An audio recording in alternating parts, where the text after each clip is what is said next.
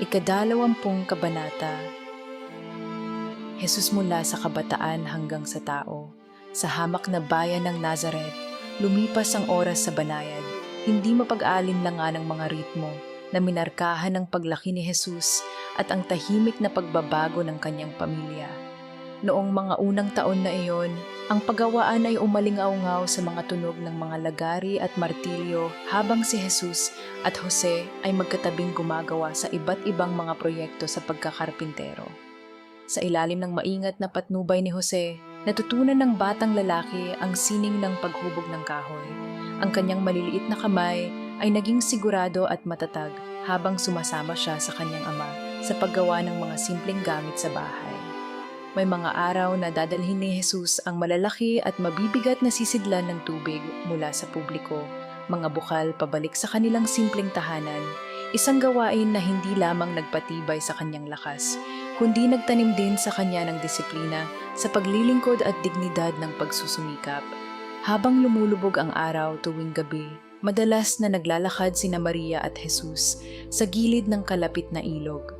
Sa malambot na liwanag ng paglubog ng araw, ang tubig ay kumikinang na parang likidong ginto at ang mag-asawa ay nag-uusap sa tahimik na mga bulong. Isang tahimik, matalik na pagsasamahan na tila dumaan sa pagitan nila gaya ng sa pamamagitan ng banayad na paglalaro ng liwanag. Sa bahay, ang pamilya ay nagtipon para sa pagkain. Ang maliit na mesa isang lugar kung saan ang pag-ibig at pag-uusap ay may halong tawanan at tahimik na pasasalamat. Sa mas tahimik na mga sandali, kapag kakaunti ang mga salita, isang banayad na ningning ang dumaan sa pagitan ni Maria at ng kanyang anak. Isang malambot, kumikinang na liwanag na nagsasalita ng banal na pakikipag-isa, isang tahimik na paghahatid ng pag-asa at pangunawa. Sa katahimikan ng kanilang mga pribadong espasyo, kapwa naghanap sina Jesus at Maria ng aliw sa panalangin. Sa kanyang silid, ang batang si Jesus ay kung minsan ay nakahandusay sa sahig. Ang kanyang katawan ay nakaayos sa isang postura na nakapagpapaalaala sa krus. Sa isang magkatulad na debosyon, si Maria ay luluhod din sa kanyang sariling silid. Ang kanyang tahimik na mga pagsusumamo ay puno ng pagmamahal ng ina at ng isang matibay na pananampalataya sa nalalantad na misteryo ng buhay. Sa paglipas ng mga taon, si Jesus ay lumaki bilang isang binata. Ang kanyang dating pagiging bata ay tumalas sa tahimik na lakas ng pagiging adulto. Ang kanyang balat na kulay olibo na tanso ng araw ng Hudean ay nagtataglay ng tanda ng mga araw na ginugol sa panganganak, habang ang kanyang maitim at kulot na buhok ay nakabalangkas sa mukha na parehong maamo at matatag. Ang kanyang mga mata, malalim at alam, ay may tahimik na intensidad na sumasalamin sa isang karunungan na higit pa sa kanyang mga taon. Araw-araw, ang kanyang mga kamay na may kalyo ngunit matatag, hugis kahoy na may kasanayan at layunin na hinuhubog ng kalakalan ng kanyang ama sa lupa.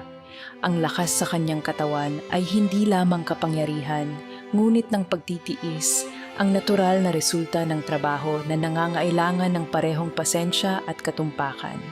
Bagamat kumalaw siya ng may tahimik na pagtitiwala ng isang manggagawa, may isang bagay na hindi nasabi, ngunit hindi maikakaila tungkol sa kanya. Isang presensya na umaakit sa iba, isang mahinahong katiyakan na nagpapahiwatig ng mas malaking layunin. Sa bawat pagdaan ng panahon, ang bigat ng banal na karunungan ay pumapasok sa kanya, na lumilitaw hindi sa mga dakilang kilos, kundi sa banayad na biyaya ng kanyang mga aksyon at sa lalim ng kanyang mga iniisip. Nagsumikap siya, natuto siya, at nagmuni-muni. Lalong lumalakas ang kanyang espiritu habang naghahanda siya sa landas na hinaharap. Si Jose, samantala, ay nagsimulang magpakita ng hindi maiiwasang mga palatandaan ng edad. Dati masigla at walang kapag-uran, ngayon ay nakipagpunyagi siya sa mga gawaing matagal ng pangalawang kalikasan. Isang hapon, habang tinatangka niyang buhatin ang isang napakahirap na piraso ng kahoy, nanginginig ang kanyang mga kamay sa pagod. Nang makitang nanghihina ang kanyang ama, Agad na pumasok si Jesus, pinapagaan ang pasanin sa pamamagitan ng pagtanggal ng bigat sa nanghihinang mga braso ni Jose at ginabayan siya sa malapit na dumi. Bagamat paminsan-minsan ay sumasama pa rin si Jose sa kanyang anak sa gawaing pagkakarpintero na nagbigay kahulugan sa kanyang buhay. Mas madalas siyang umupo at manonood.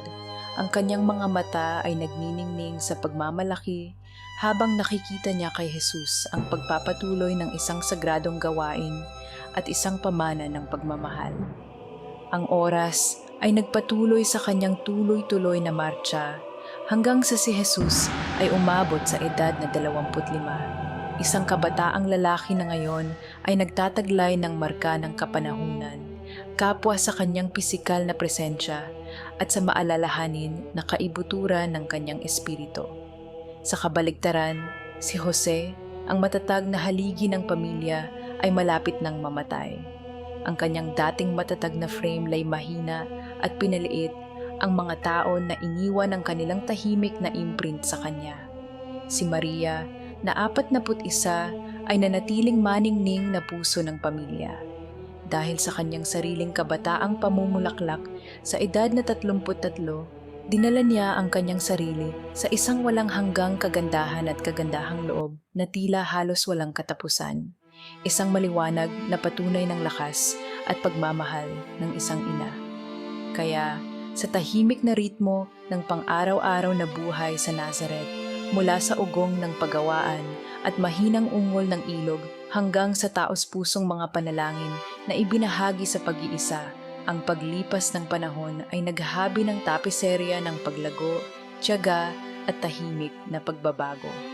Ang mga araw ng banal na pamilya na puno ng paggawa, pag-ibig at pagkawala ay nagpatotoo sa isang pamana na balang araw ay umaaling-aungaw sa malalayo pa sa makitid na mga lansangan ng kanilang maliit na bayan na nagbabadya ng pangako ng pagtubos at ang walang hanggang kapangyarihan ng pananampalataya.